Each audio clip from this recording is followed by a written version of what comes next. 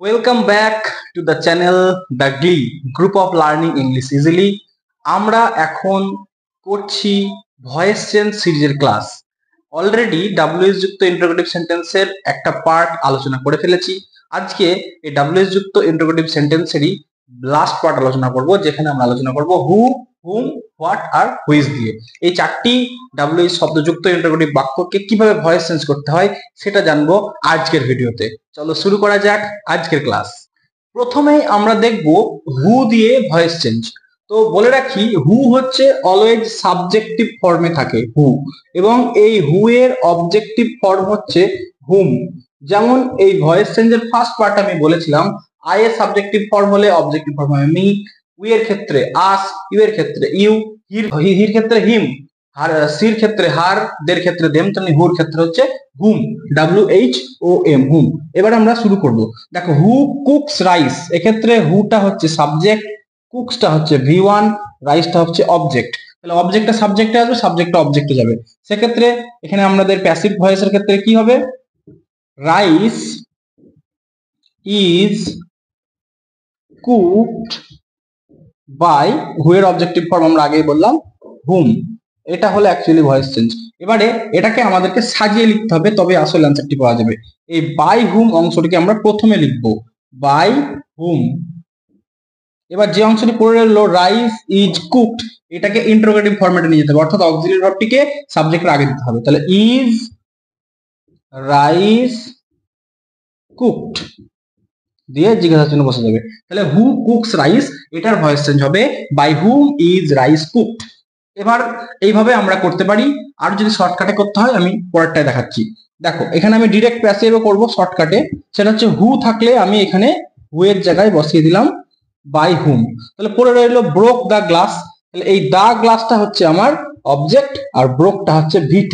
তাহলে past indefinite টেন্সের ক্ষেত্রে যেভাবে আমরা ভয়েস চেঞ্জ শিখেছিলাম সেভাবে করব, এবং সেটাকে ইন্টারোগেটিভ ফরম্যাটে লিখবো। তাহলে দা গ্লাস ব্রোক, এটাকে যদি আমরা সেইভাবে যদি করি তাহলে হবে দ্য গ্লাস ওয়াজ ব্রোকেন।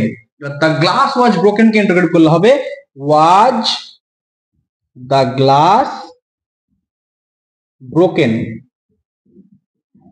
জিজ্ঞাসা চিহ্ন। তাহলে কোশ্চেন ছিল who broke the glass, answer হবে by whom was the glass broken. একই রকম ভাবে আমরা এটাও করব। প্যাসিভের ক্ষেত্রে হু এর জায়গায় লিখে ফেলবো বাই হুম। তাহলে আমরা পড়ে রইলো উইল সলভ আর দা সাম, এটা হলো অবজেক্ট, এটা হলো ভার্ব। আমরা দেখতে পাচ্ছি উইল সলভ মানে ভার্ব হচ্ছে ফিউচার ইনডিফিনিট টেন্সে। তাহলে এটার ভয়েস চেঞ্জ করলে হবে the sum will be solved. এবার দা সাম উইল বি সলভডটাকে ইন্টারোগেটিভ করে লিখতে হবে। তাহলে হবে will the sum be solved দিয়ে জিজ্ঞাসা চিহ্ন। তাহলে কোশ্চেন ছিল who will solve the sum, answer হবে by whom will the sum be solved. তোমরা যে কোনো একটা ভাবে নিজের পছন্দ মতন চুজ করতে পারো। আমি প্রাইমারিলি এই পদ্ধতিটাকে অবলম্বন করতে বলবো, তারপরে প্র্যাকটিস হয়ে গেলে তখন আমরা ডিরেক্টলি এভাবে করতে পারবো। লাস্ট একটি উদাহরণ রয়েছে, দেখিয়ে দিই। দেখো, হু থাকলে আমি বাই হুম লিখে ফেললাম। এবার রয়েছে হ্যাজ মেড দ্য ডল, অর্থাৎ প্রেজেন্ট পারফেক্ট টেন্স। সেক্ষেত্রে ভয়েস চেঞ্জ করলে হবে the doll has been made. এবার the doll has been made কে ইন্টারোগেটিভ করলে হবে হ্যাজটা আগে চলে আসবে। তাহলে has the doll been made, জিজ্ঞাসা চিহ্ন। তাহলে কি দাঁড়ালো? By whom has the doll been made. এই গেল আমাদের হু দিয়ে। এবারে আমরা দেখবো হুম দিয়ে। তো আমি আগেই বললাম যে হু হচ্ছে সাবজেক্টিভ ফর্ম আর হুম হচ্ছে অবজেক্টিভ ফর্ম। তাহলে এই বাক্যে হুম হচ্ছে অবজেক্ট, তাহলে সাবজেক্ট হচ্ছে ইউ। তাহলে এই বাক্যটাকে যদি আমি সাবজেক্টকে আগে লিখে সাজিয়ে লিখি তাহলে দাঁড়াবে ইউ ডু ইউ লাইকটা মানে প্রেজেন্ট ইনডিফিনিট টেন্স, তাহলে ইউ লাইক হুম। তাহলে ইউটা হচ্ছে সাবজেক্ট, লাইকটা হচ্ছে V1, আর হুমটা হচ্ছে অবজেক্ট। এবার এটাকে যদি আমরা ভয়েস চেঞ্জ করি তাহলে যেটা দাঁড়াবে সেটাই হবে অ্যান্সার। সেটা হচ্ছে হুম থেকে, তাহলে কি হবে হু সাবজেক্টিভ ফর্ম, তাহলে who is liked by you, এটাই হয়ে গেল আমার অ্যান্সার। ঠিক আছে, তাহলে একই রকম ভাবে এটা আমরা দেখবো, একটু শর্টকাটে করার চেষ্টা করবো। তাহলে এখানে কি হবে? হুম আছে, তাহলে হুম ডিড সি ইনভাইট, এটাকে আমরা মনে মনে সিম্পলিফাইড একটা বাক্যে লিখছি। তাহলে হবে সি ইনভাইটেড হুম, সি ইনভাইটেড হুম। এটাকে যদি ভয়েস চেঞ্জ করি তাহলে হু ওয়াজ ইনভাইটেড বাই হার। ঠিক আছে, একই রকম ভাবে আরো একটি রয়েছে, সেটা করে ফেলি। হুম উইল ইউ ট্রাস্ট, এটাকে যদি আমরা সিম্পলিফাইড ফর্মে লিখি তাহলে হবে ইউ উইল ট্রাস্ট হুম, তাহলে who will be trusted by you, যেটা চিহ্ন বুঝবে। তো এই গেল হুম দিয়ে। তাহলে আমরা দেখলাম প্রথমে হু দিয়ে, যেটা সবসময় সাবজেক্ট হিসেবে কাজ করবে, তারপর দেখলাম হুম দিয়ে, যেটা সর্বদা অবজেক্ট হিসেবে কাজ করবে। এটুকু মাথায় রেখে কাজ করলে আমাদের এটা সহজ হয়ে যাবে। এবারে আমরা দেখব হোয়াট। হোয়াট কিন্তু সাবজেক্ট হিসেবেও কাজ করে, আবার অবজেক্ট হিসেবেও কাজ করে।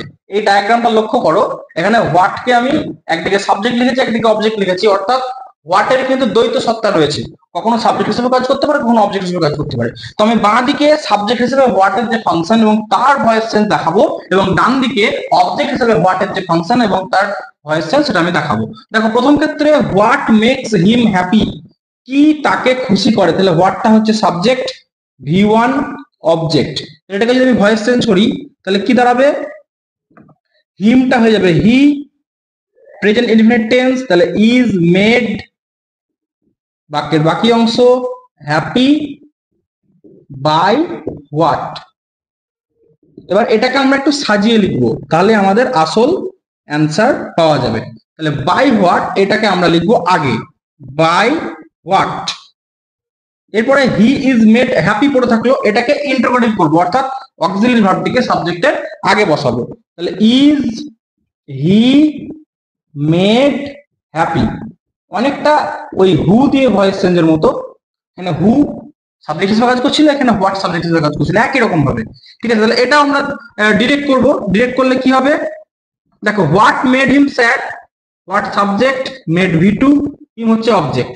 তাহলে এখানে হিম থেকে হবে হি, তাহলে he was made sad by what, he was made past indefinite, তাই was made sad by what.